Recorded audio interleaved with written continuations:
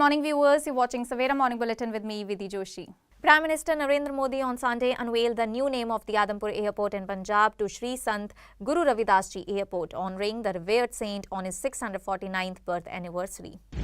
PM Modi virtually inaugurated the civil terminal building at the Halwara Airport in Ludhiana on Sunday. Chief Minister Bhagwant Mann, Union Civil Aviation Minister Ram Mohan Naidu, Union Minister Ravneet Bittu, Minister of State for Cooperation and Civil Aviation Muralidhar and MP Rajinder Gupta were present at Halwara Airport during the inauguration ceremony.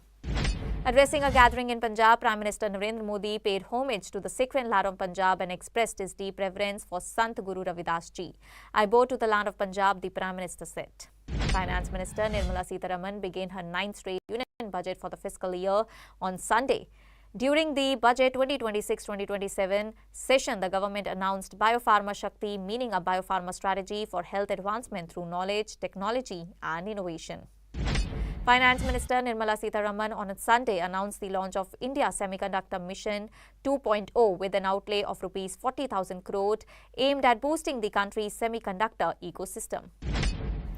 Union Finance Minister Nirmala Sitharaman on Sunday presented Union Budget 2026 and said India will develop 7 high-speed rail corridors between cities. She said operationalize 20 new national waterways over the next 5 years and starting with National Waterways 5 in Odisha in order to connect mineral-rich areas of Talcher and Angul and industrial centres to the ports of Paradip and Damra. In a good news for taxpayers, the deadline to file a revised income tax return has been extended. Taxpayers can now file revised returns until March 31 of the relevant assessment year instead of the earlier deadline of December 31. In Budget 2026, Finance Minister Nirmala Sitharaman unveiled a focused push to position the Northeast as a major spiritual and cultural tourism destination, announcing a new scheme to develop Buddhist circuits across 6 northeastern states. The initiative spans Arunachal Pradesh, Sikkim, Assam, Manipur, Mizoram and Tripura. Union Finance Minister Nirmala Sitharaman on Sunday presented Union Budget 2026 and said that new Income Tax Act 2025 will come into effect on April 1. I propose to reduce TCS rate on the sale of overseas store program package from the current 5% and 20% to 2%.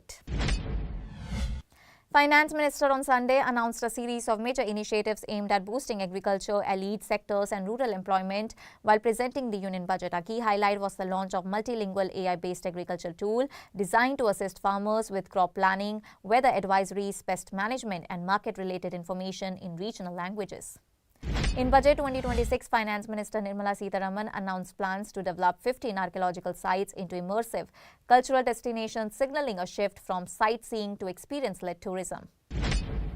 Finance Minister Nirmala Sitharaman presented the Union Budget in the Lok Sabha for the 9th consecutive time on Sunday, and during her speech, she also touched upon the need for a high-quality, affordable sports goods in the nation. She also noted that India as a country has a massive potential to emerge as a global hub for sports goods. In Budget 2026, Finance Minister outlined an ambitious plan to position India as a global hub for medical value tourism, announcing government support for setting up 5 regional medical tourism hubs in partnership with the private sector. Nirmala Sitharaman has proposed for setting up of 3 new All India Institute of Ayurveda, National Institute of Pharmaceutical Education and Research, 1 National Institute of Design. Finance Minister Nirmala Sitharaman proposed extending support to mineral-rich states such as Odisha, Kerala, Andhra Pradesh and Tamil Nadu for setting up dedicated rare earth corridors. Presenting the budget, she recalled that a scheme for rare earth permanent magnets was launched in November 2025. Prime Minister Modi said that Union Budget 2026-2027 will further enhance India's position on the global stage.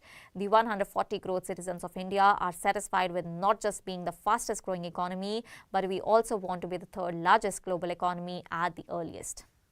Prime Minister Modi on Sunday said that the Union Budget 2026 is human-centric and strengthens India's foundation with path-breaking reforms.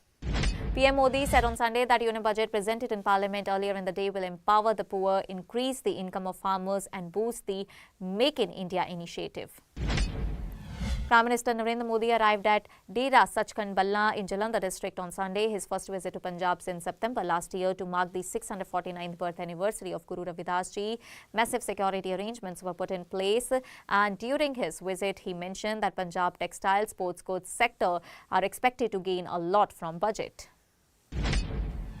Union Finance Minister Nirmala Sitharaman on Sunday presented the Union Budget 2026 addressing the press conference after her 85-minute-long budget speech. She said that the government was focusing on economic growth by building an ecosystem through reforms. She said that the prime objective of the government was to improve productivity and to generate employment. Amid the strained times with Bangladesh, India on Sunday cut aid to neighbouring nation by half as Union Finance Minister Nirmala Sitharaman announced the Union Budget for the financial year. Even though the government has raised the allocation under aid to countries to Rs 5,686 crore, it has allocated just Rs 60 crore to Bangladesh.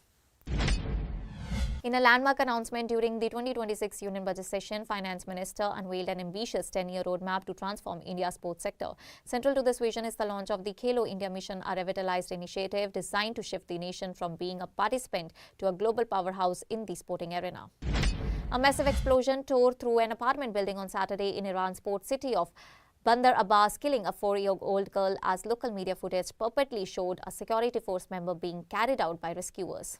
US President Donald Trump claimed that India will buy Venezuelan oil instead of purchasing crude from Iran. And speaking to the reporters aboard Air Force One en route to Florida, he said that China is welcome to come in and make a great deal on oil. Iran's Supreme Leader Ayatollah Ali Khamenei has warned that any military attack by the United States would lead to a wider war across the Middle East. His comments came on Sunday as tensions between Washington and Tehran continue to rise. Officials of Russia, Ukraine and the United States are all set to hold the second round of trilateral talks aimed at ending the nearly 4-year conflict. The high-stakes celebration will take place on Wednesday and Thursday in Abu Dhabi, Ukrainian President Volodymyr Zelensky announced. After dismissing Cameron Green in the second T20, Pakistan's Usman Tariq was accused of chucking by the Australian all-rounder through a gesture on his way back to the pavilion. Tariq hit back with a playful meme on Instagram, trolling Green over the accusation. Carlos Alcaraz created history on Sunday by becoming the youngest man to complete a career Grand Slam after defeating Novak in the Australian Open final. Lawrence Bishnoi's close-aid gangster Shubham Lonkar's men fired 4 shots outside the Juhu home of Bollywood film director Rohit Shetty in the early hours of Sunday in Mumbai, police said. A threatening message from the alleged wanted gangster Shubham Lonkar has appeared online in which he and his gang taken responsibility for the firing incident at the Mumbai residence of filmmaker Rohit Shetty. Ram Charan was caught in an awkward situation outside a hospital in Hyderabad as he attempted to protect his daughter Klin from the massive crowd. The actor had arrived to meet his wife Upasana and their newly born twins, a baby boy and a baby girl, who were born on January 31.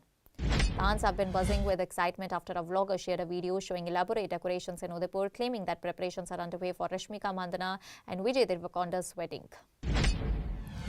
Mardani 3 performed well in the first 2 days at the box office. The latest entry in the cop action thriller series led by Rani Mukherjee opened in cinemas with encouraging numbers matching the pattern set by earlier films in the series. In a competitive climate, the film has shown notable resilience and audience interest since its release.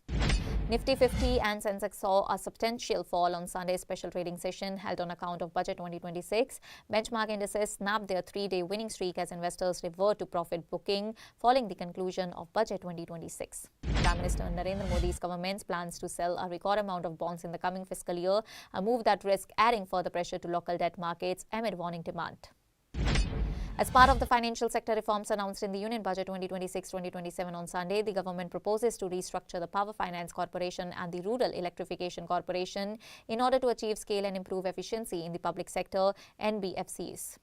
The Union Budget 2026 presents a strong and credible roadmap to enhance India's competitiveness through fiscal discipline, structural reforms and targeted measures aimed at boosting private investment, industry representatives said on Sunday. Bharti Airtel has made a major announcement, surprising many users by discontinuing a popular benefit. The telecom operator has officially confirmed that Airtel users will no longer receive a free subscription to Perplexity Pro. The government has proposed to increase the outlay for the telecom ministry to Rs 73,990 crore, largely due to a significant rise in capital infusion for state-run telecom firm BSNL.